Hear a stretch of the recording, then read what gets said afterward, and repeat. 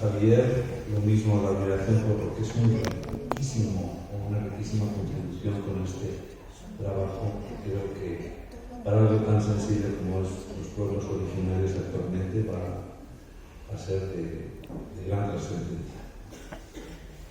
Y bueno, queda lo mismo lanzada la observación de que, dado que es una ponencia leída, cualquier observación o comentario remitimos a los correos de los ponentes para que ellos resuelvan sus dudas. También gracias a Alicia por haber traído el trabajo hasta acá. Y bueno, concluimos esta mesa dedicada a metodología de investigación genealógica dando un poco de brinco temporal. Para ello, Enrique Yarza, quien para mí está considerado como uno de los pilares de la investigación genealógica en Uruguay, nos va a presentar.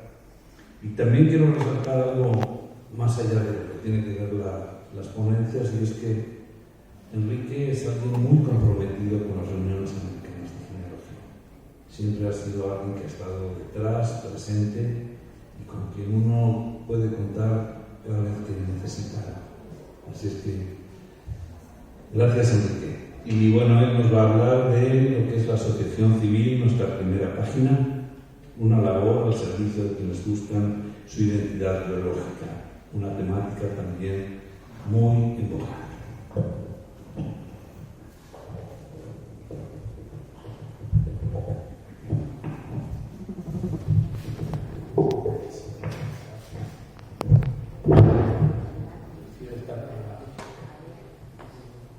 Muchas gracias, Javier, por los conceptos, por tus palabras. Las retribuyo porque siempre has estado también en todas las reuniones americanas, siempre haciendo reseñas, ¿verdad?, de toda nuestra rica historia desde 1961 hasta el presente. Así que para mí es más que un honor estar aquí junto con todos ustedes. Y esta ponencia que hoy les traigo forma parte un poco de los últimos años de mi vida. Yo me inicié en la genealogía siendo aún joven, ya por el año 1991-92, y por supuesto avancé genealógicamente en varias generaciones hasta donde me había sido posible. Un buen día, en el año 2017, cuento esta anécdota, ya entro en materia. Un buen día, para recibir el año 2017, mi tía paterna nos invita para festejar el año, y casualmente hacía pocos meses habían venido unos primos desde País Vasco, de donde tenemos allí familia. Los Yarza son de Oñate. Y bueno, yo que le comenté a mi tía, le digo, qué raro que ellos, que son todos nacidos allí, desde toda la vida en Oñate, nunca mencionaron a su abuela, Josefa Lazarte, que era vasca, aunque de Navarra, en el valle del Baztán. Y es más raro aún porque nuestro tío abuelo había sido criado en Oñate, es decir, deberían haber ellos sabido mucho más de su abuela que yo aquí en el Uruguay, que comencé desde cero. A lo que mi tía me dice, no es extraño, papá nunca hablaba de su madre, y el tío Tomás, el que quedó allá, tampoco. Bueno, silencio, estábamos en el almuerzo, y yo me quedé con esa espina. Cuando la veo después, a mi tía en esa misma tarde, le dije a ver que me dijera por qué era ese motivo, ¿no? A lo que me responde, me dice, es un secreto que solo yo sé, me lo llevó para la tumba. Imagínense ustedes un genealogista que comenzó muy joven, tenía toda la rama trazada, la línea paterna en Oñate, con expedientes de hidalguías, censos, sucesiones, todo lo que se imaginen ustedes hasta 1460, 70, 15 generaciones o más, tal vez en varias líneas, y que te llegue esa bomba, ¿verdad? Bueno, lo cierto es que no dormí esa noche, no podía decir nada en casa y saqué todos los papeles que tenía, porque claro, eran todas filiaciones legítimas, no había en este caso, porque uno, bueno, cuando sabe que hay una filiación natural, hay una patología, pero en este caso no había ninguna patología, eran todas filiaciones legítimas. Entonces, veo en una de las partidas de una de las hermanas de mi abuelo, el padrino. El padrino era Próspero Barnier, que yo siempre había sabido que mi abuelo había nacido en esa estancia. Fue criado en esa estancia de un francés, de un hacendado francés. Al día siguiente la llamo a mi tía y le digo: no te pido que me digas lo que no puedes decir. Te voy a hacer una sola consulta. Tú me tenés que decir si sí o si no. Entonces le dije: ¿tú sabías que la abuela Josefa había tenido relaciones con el patrón? Y me dijo: ¿cómo lo supiste? Respuesta confirmada. Ese era ese secreto que se llevaba para la tumba y felizmente no se lo llevó. Entonces, de todas maneras, no dejaba de ser un rumor. Un rumor, y uno como genealogista, ¿qué hace ante un rumor? Por supuesto que es muy difícil probarlo, sobre todo estamos hablando de hechos del siglo XIX. Mi abuelo paterno había nacido en 1866, era viudo y se casó con 70 años con mi abuela, por lo tanto no quedaba nadie vivo de esa época, estamos hablando de 150 y tantos años atrás, o sea que por tradición oral no iba a haber nadie que me pudiera dar datos. Allí fue que comencé con genealogía genética, no tenía mucha idea, nunca creí en esas cosas. Nunca pensé que se podría llegar a un resultado y bueno, en muy poquito tiempo, después de hacer toda la familia del supuesto patrón y presunto padre biológico de mi abuelo, ubiqué a los descendientes y por medio de una prueba genética llegué con una nieta de él, ¿verdad? Ya que somos primos segundos, o sea, asunto resuelto. Bueno, y fue así que más o menos en esta misma época, en el año 2019, me conecta Sebastián Alonso de Rosario, que me dice que él era parte de una asociación civil de Rosario llamada Nuestra Primera Página. ¿A qué se dedica nuestra primera página, que es la que ven ustedes aquí? Se dedica precisamente, surge desde el año 2015, o sea que cumple ahora 10 años, y se dedica a ayudar a las personas que buscan su identidad biológica, ¿sí? Los adoptados o también, como han habido casos, de sustracciones de bebés. Por primera vez supe esto, yo nunca había escuchado en mi país, por lo menos no tengo conocimientos de que hubiera pasado o que se dieran estos casos. Pero en Buenos Aires parece que era muy común. En el hospital Rivadavia había una asociación delictiva que se dedicaba a eso y que operó entre los años 60 hasta el 2000. O sea, más de 40 años pasaron por todos los regímenes. Lo cierto es que estos niños que fueron sustraídos de sus madres, que ya tienen 40 o más años, y se enteran ya de grandes, ya sea por la familia que los adopta o cuando los padres mueren, se enteran, ¿verdad?, por otros familiares que son, digamos, hijos no legítimos y que su adopción fue hecha de una manera irregular. ¿Y qué hacer ante esas situaciones donde tampoco hay testimonios orales, no hay posibilidades como para ir más allá, porque está todo vedado por el delito mismo que es suscrito? Bueno, y así es entonces cuando surge, ojo, está mal el año, es en el año 2015 en Rosario surge nuestra primera página con el objetivo de ayudar a las personas que desconocen sus orígenes biológicos, y accesoriamente también se puede prestar ayuda a quienes no pueden avanzar en la documentación, por ejemplo, con algún abuelo o con alguien muy próximo. Es decir, no es una institución genealógica, esto que quede bien claro. Y se trabaja en forma totalmente honoraria, más que nada para tratar de llegar al resultado final, que es devolverle la identidad, ese derecho humano que todos tenemos que tener de conocer nuestras raíces, de conocer quiénes son nuestros padres. Seguimos adelante. Bueno, y desde el nacimiento de nuestra primera página, hace ya casi 10 años, ha tenido diferentes logros nacionales, provinciales, municipales, y a nivel internacional recibió un premio por Meta. Meta es una corporación que es de Facebook, de Instagram y de WhatsApp, donde nuestra primera página se presenta entre varias asociaciones civiles, entre ONGs,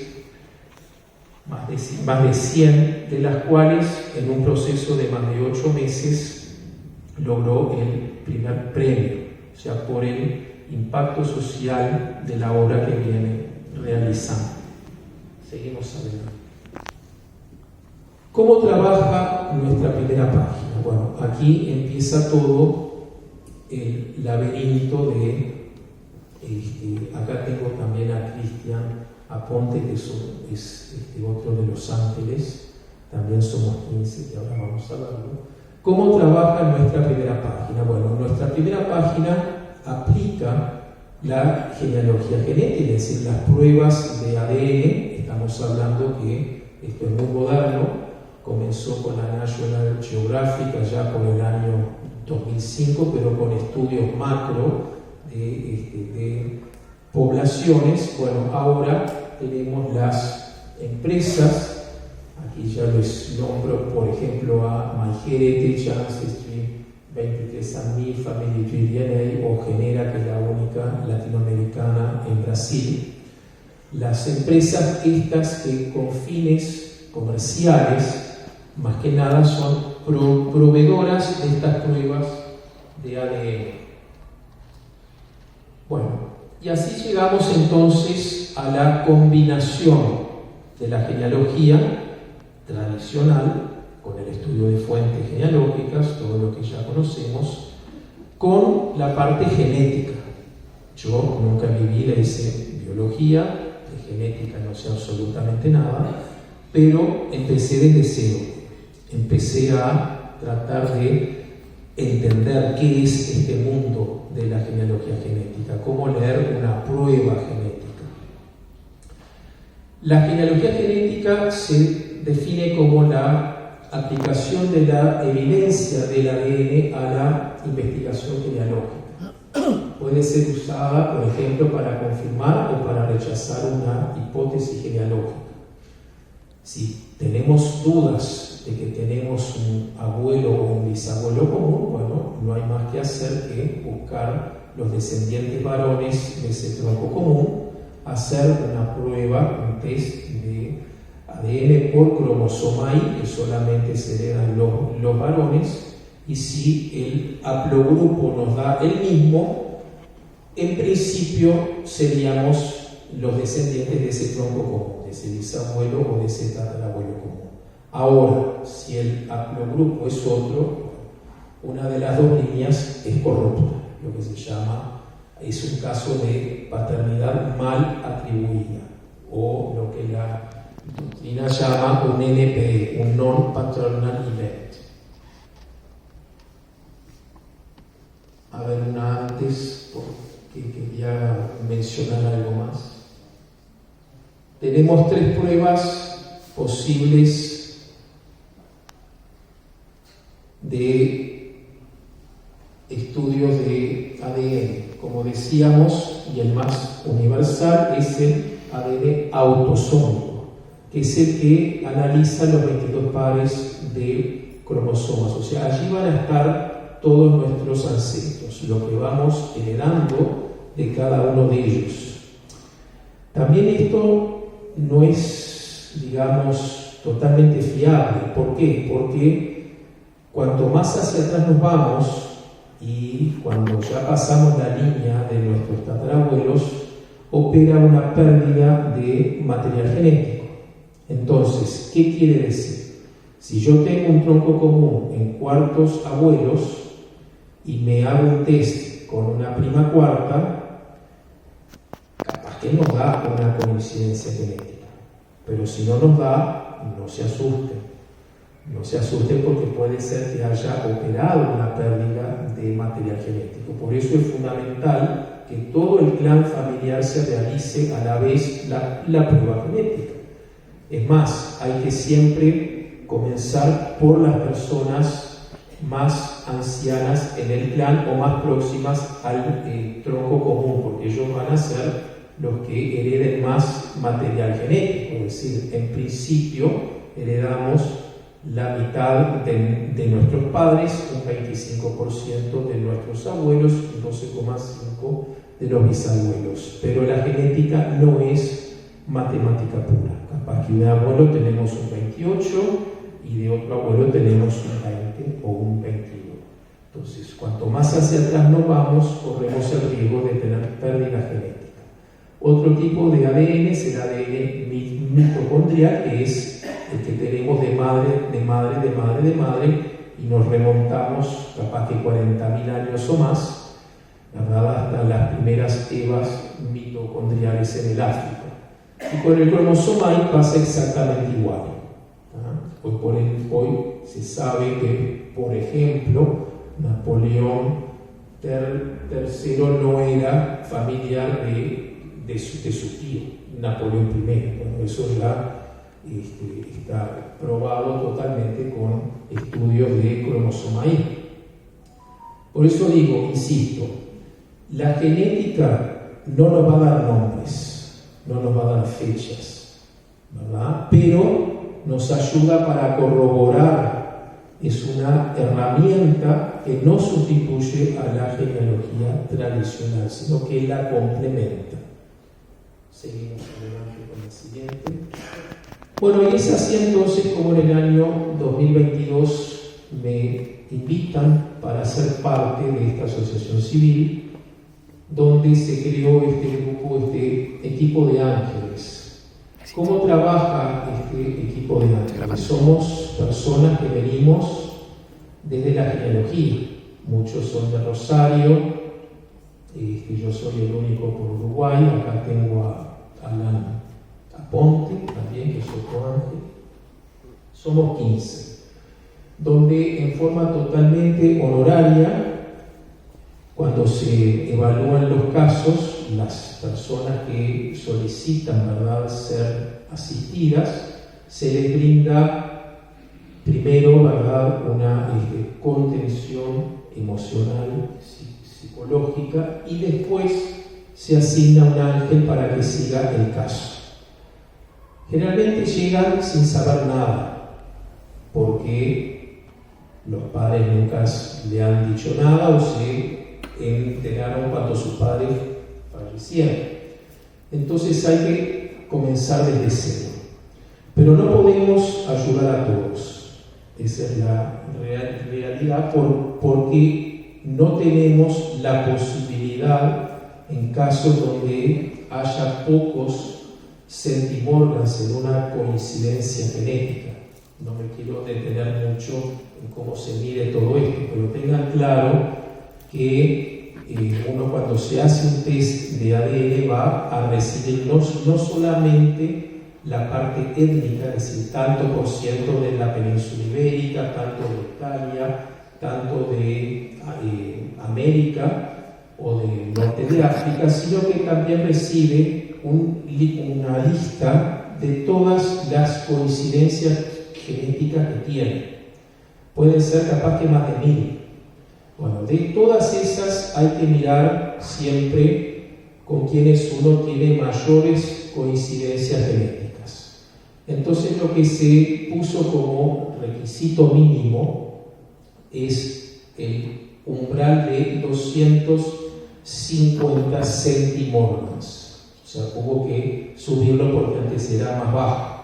Porque estábamos viendo que con menos de esa cifra nos frustrábamos tanto los ángeles, que somos nosotros, como los que buscan, porque dice, bueno, ellos vienen con una esperanza y realmente 100 o 100 y poco podemos hablar de primos terceros, primos cuartos, y bueno, fíjense ustedes, en el siglo XIX, donde cada familia tenía 9 o 10 hijos, es muy difícil poder seguir toda la línea genealógica.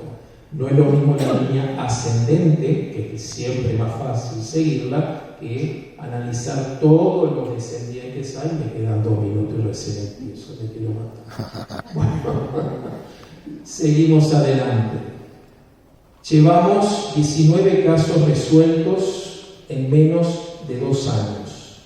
O sea, comenzamos con muchas ilusiones y hoy ya tenemos 19 historias de vidas resueltas. Imagínense ustedes lo que para quien buscó 30, 40 o más años, en poquitos meses, tener quién fue, quién es su padre, dónde está, sus hermanos o sus primos. La verdad que hemos tenido mucho éxito. Y se trabaja en general con estas empresas. No voy a dar más detalles, creo que todos ustedes más o menos conocen cómo se realizan estas pruebas. Vamos a la siguiente. Con la que se trabaja más es con Family Tree DNA. ¿Por qué? Porque nuestra primera página tiene un convenio con la empresa cuyo laboratorio está en Houston, entonces nos mandan a Rosario a un laboratorio, bueno, todas las muestras salen de allí y se mandan vía directo a Houston, sin trámite ni de correo ni de aduana, o sea, es directo y hasta con más bajo costo incluso. Bueno, de hecho, ya lo vimos, de un test genético tenemos las estimaciones étnicas, pero sobre todo las coincidencias de ADN con otros usuarios de la misma empresa. Pero ¿qué sucede? Muchas veces nos quedamos con MyHeritage, o con Family Tree DNA, o con Ancestry. Y tenemos que quedan por fuera todas las demás. O sea, yo no puedo tener acceso, si me lo hice con MyHeritage, a la base de datos de Ancestry, o a la de 23andMe. Entonces, lo que sí se puede hacer es una exportación de los datos crudos o del raw data, que se puede pasar, por ejemplo, de Family Tree DNA o de MyHeritage o de otras, para GEDmatch. GEDmatch es una plataforma que acepta todo el pasaje de los datos crudos de las pruebas genéticas. Entonces allí vamos a tener muchos más matches o coincidencias genéticas y las vamos a poder mirar cromosoma por cromosoma. Entonces, si tenemos, por ejemplo, sangre indígena, es decir, bueno, en el cromosoma tal tenemos ancestros indígenas. Seguimos adelante. Bueno, sobre genética, ahí tienen más o menos, es un resumen de lo que trabaja nuestra primera página.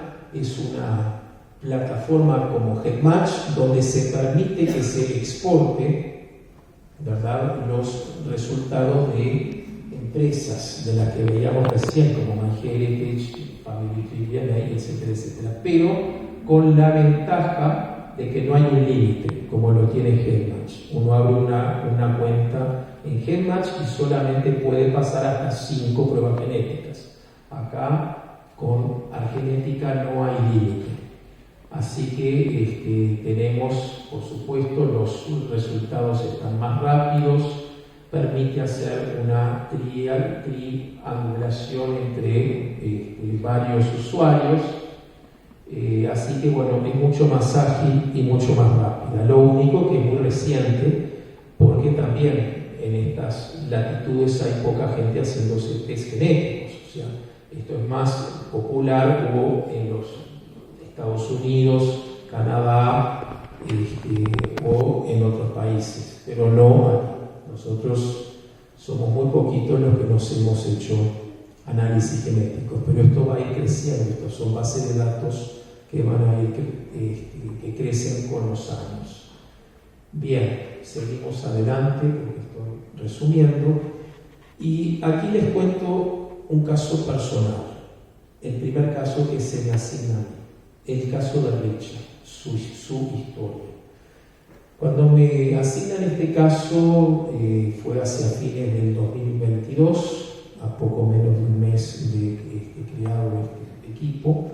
Richard es un uruguayo, es un paleontólogo y me lo dieron a mí porque, bueno, soy el único de Uruguay.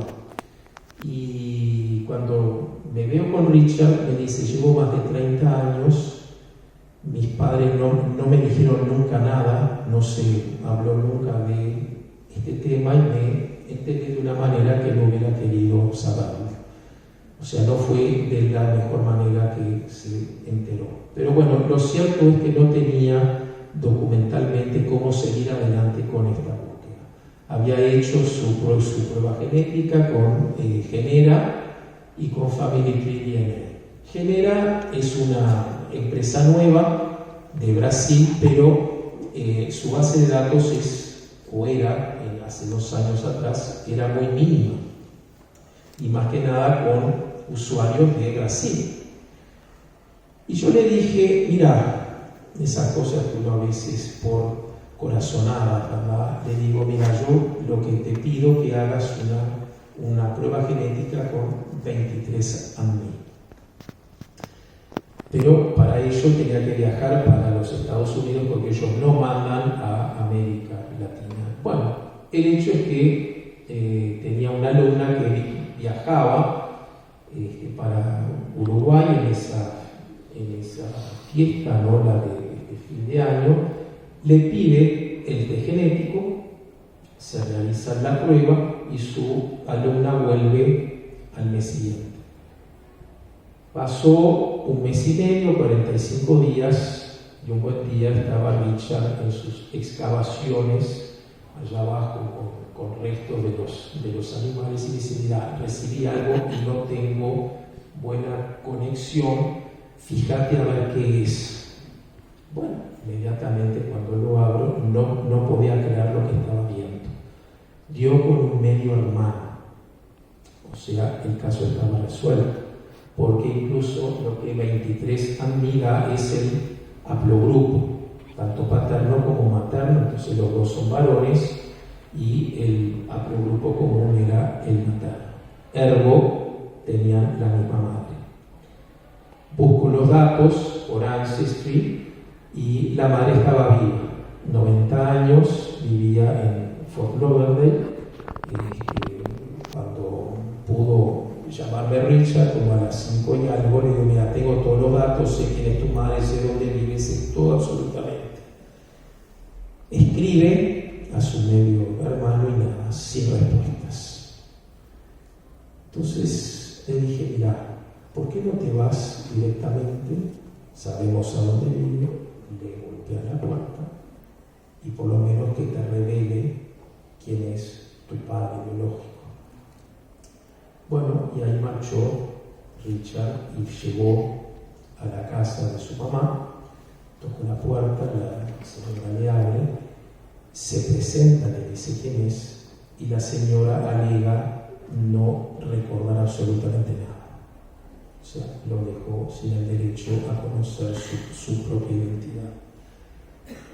Lo cierto es que la buena noticia es que Richard hoy en día tiene trato con los hermanos de su madre, con primos hermanos, o sea, siguió su vida y esta señora a su vez tenía otra hija más. Pero bueno, ¿qué es lo que voy con esto?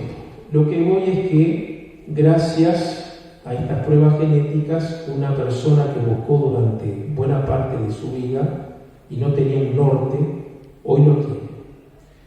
¿Qué nos falta? Nos falta su padre.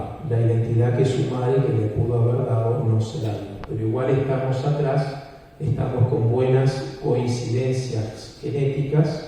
Yo creo que tengo sus bisabuelos paternos, pero estoy bajando en genealogía en cada generación a ver cuáles serían los candidatos a padre. Y ya me están cerrando, así que no sé si tengo algo más para decir. A ver, la siguiente,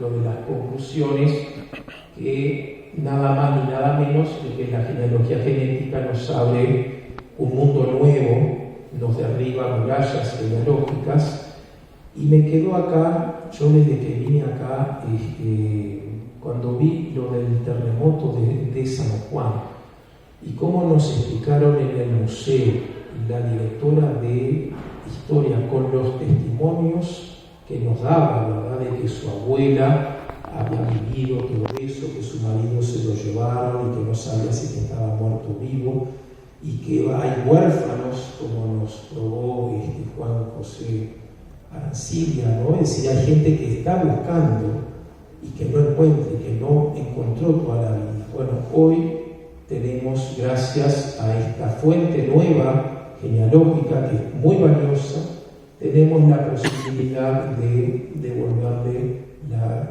identidad a quienes buscan sus orígenes, como lo han hecho los sobrevivientes del Holocausto del pueblo judío, y ¿por qué no lo van a poder hacer los huérfanos que quedaron del terremoto de San Juan de 1944? Como dijo James Watson, antes pensábamos que nuestro futuro estaba en las estrellas y ahora sabemos que está en nuestros genes. Muchísimas gracias.